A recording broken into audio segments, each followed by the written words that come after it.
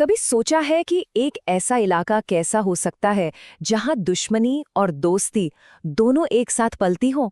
आज हम बात कर रहे हैं दक्षिण एशिया की एक ऐसी जगह जो विरोधाभासों से यानी पैराडॉक्सिस से भरी हुई है। चलिए आज इसी दिलचस्प और थोड़ी उलझी हुई कहानी को परत दर परत समझते हैं।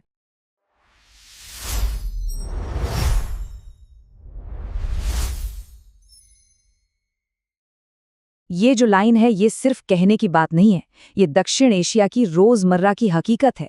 मतलब एक तरफ भारत और पाकिस्तान के बीच तनाव से भरी सीमाएं हैं, तो दूसरी तरफ उन्हीं दोनों देशों के लोगों के बीच गहरी सांस्कृतिक जड़ें भी हैं। यही वो विरोधाभास है जो इस पूरे क्षेत्र की पहचान बन गया है। तो आज हम क्या क्या देखने वाले हैं?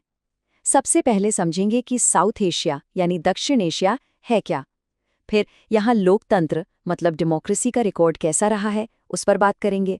पाकिस्तान के राजनीतिक सफर को थोड़ा करीब से देखेंगे और फिर बांग्लादेश, नेपाल और श्रीलंका की कहानियों को भी जानेंगे। इसके बाद यहाँ के क्षेत्रीय संघर्षों और आखिर में शांति और सहयोग की कोशिशों पर भी नजर डालेंगे। तो चलिए शुरू करते हैं एकदम बेसिक सवाल से। आखिर ये दक्षिण एशिया, ये साउथ एशिया है क्या? देखिए, जब हम दक्षिण एशिया की बात करते हैं तो आमतौर पर इन 7 देशों का जिक्र होता है। बांग्लादेश, भूटान, भारत, मालदीव, नेपाल, पाकिस्तान और श्रीलंका। ये सिर्फ पड़ोसी नहीं हैं, इनकी संस्कृति, भाषाएं और इतिहास आपस में बहुत गहरे जुड़े हुए हैं। सोचिए, एक तरफ हिमालय की ऊंची दीवारें और बाकी तरफ विशाल समंदर।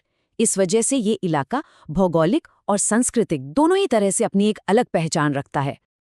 अच्छा, अब बात करते हैं एक बहुत अहम पहलू की, लोकतंत्र यानी डेमोक्रेसी। इस पूरे क्षेत्र में लोकतंत्र का सफर काफी दिलचस्प और उथल-पुथल भरा रहा है। सवाल ये है कि ऐसा क्यों है? और ये बड़ी कमाल की बात है, कई सर्वे ये दिखाते हैं कि तमाम राजनीतिक अस्थिरता और चुनौतियों के बावजूद यहाँ के आम लोगों का दिल लोकतंत्र के लिए ही धड़कता है। ये सिर्फ कुछ नंबर नहीं है, ये इस बात का सबूत है कि लोग अपनी आवाज चाहते हैं, अपने अधिकार चाहते हैं। चलिए अब जरा पाकिस्तान के सफर पर जूम इन करते हैं।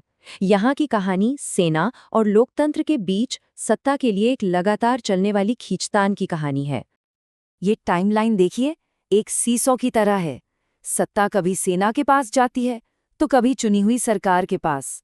जनरल अयूब खां के दौर से जो सिलसिला शुरू हुआ वो जुल्फिकार अली भुट्टो के आने से थोड़ा थमा, लेकिन फिर जनरल जियाउल हक का तख्ता पलट हुआ और बाद में जनरल परवेज मुशर्रफ ने भी वही किया।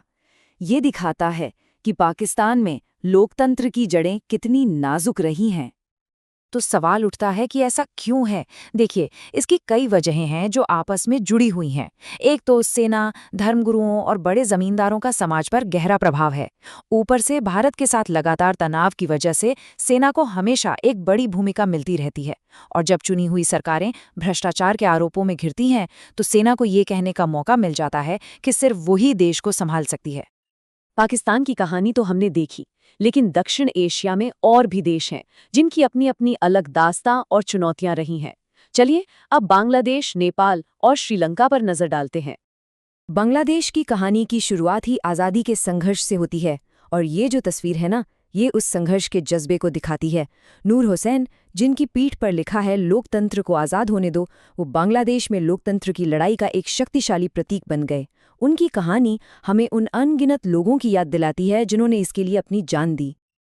अब अगर नेपाल की बात करें तो यहाँ का बदलाव किसी फिल्मी कहानी से कम नहीं है। सदियों से चली आ रही राजशाही के बाद वहाँ संवैधानिक राजतंत्र आया, लेकिन फिर एक त्रिकोणीय संघर्ष शुरू हो गया, राजा, लोकतंत्र समर्थक और माओवादियों के बीच। इस हिंसक टकराव का नतीजा ये हुआ कि 2008 में राजशाही को पूरी तरह खत्म कर दिया गया और नेपाल एक लोकतांत्रिक गणराज्य बन गया। और फिर आता है श्रीलंका, जो एक और विरोधाभास हमारे सामने रखता है। एक तरफ एक काम करता हुआ लोकतंत्र और दूसरी तरफ एक बहुत ही भयानक जातीय संघर्ष। सिंघिली और तमिल समुदायों के बीच ये टकराव दशकों तक चला, जिसने एक लंबे गृह युद्ध का रूप ले लिया और देश पर बहुत गहरे जख्म छोड़ गया। तो ये तो हुई देशों के अंदर की बात। अब जरा बाहर निकलकर देखते हैं कि ये देश आपस में एक दूसरे के साथ कैसे हैं। और यहाँ भी दुर्भाग्य से संघर्ष की कहानी ही ज्यादा सुनाई देती है। ये जो दावे और इल्ज़ाम है ना, ये सिर्फ अखबार की सुर्खियां नहीं हैं, ये उस गहरे अविश्वास को दिखाते हैं जिसने कई पीढ़ियों से दोनों देशों के रिश्ते में जहर घोला है। हर आरोप प्रत्यारोप इस अविश्वास की खाई को और गहरा कर देता है, जिससे एक ऐसा दुष्चक्र बन गया है जिसे तोड़ना बहुत मुश्किल लगता है। और मसले सिर्फ यहीं तक सीमित नहीं है। कश्मीर का अनसुलझा मुद्दा तो है ही। फिर 1998 में दोनों देशों के परमाणु परीक्षणों ने इस तनाव में खतरनाक मोड़ ला दिया। सियाचिन ग्लेशियर से लेकर नदियों के पानी के बंटवारे तक ऐसे कई मुद्दे हैं जो इस क्षेत्र में तनाव पैदा करते रहते हैं। लेकिन क्या तस्वीर पूरी तरह से इतनी ही निराशाजनक है? नहीं। इस अंधेरे में उम्मीद की कुछ किरणें भी हैं, सहयोग की कोशिशें भी हैं ताकि एक बेहतर साझा भविष्य बनाया जा सके। इसकी सबसे बड़ी मिसाल है सार्क, यानी south Asian association for regional cooperation. 1985 में इसे आपसी सहयोग बढ़ाने के लिए शुरू किया गया था। हाँ, ये सच है कि राजनीतिक मतभेदों की वजह से ये उतना कामयाब नहीं हो पाया जितना हो सकता था, लेकिन फिर भी ये एक अहम मंच बना हुआ है। इसी तरह की एक और कोशिश है SAFTA, the south Asian free trade area, मतलब पूरे इलाके के लिए एक फ्री ट्रेड जोन बनाने का आइडिया। सोचिए जरा, इससे आर्थिक सहयोग कितना बढ़ सकता है। लेकिन यहाँ भी वही राजनीतिक अविश्वास और दूसरी बाधाएं रास्ते में आ जाती हैं। तो घूम फिर कर हम उसी एक बड़े सवाल पर आ जाते हैं। दक्षिण एशिया आज एक दौराहे पर खड़ा है।